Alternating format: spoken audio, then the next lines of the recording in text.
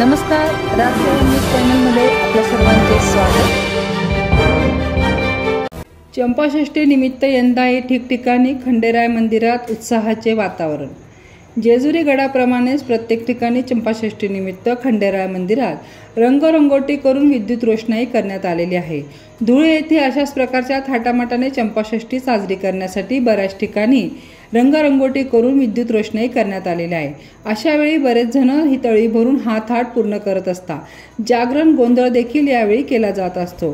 मोठ्या उत्साहात भाविक सर्वत्र प्रसाद व भंडाऱ्याचे वाटप करताना दिसत आहे।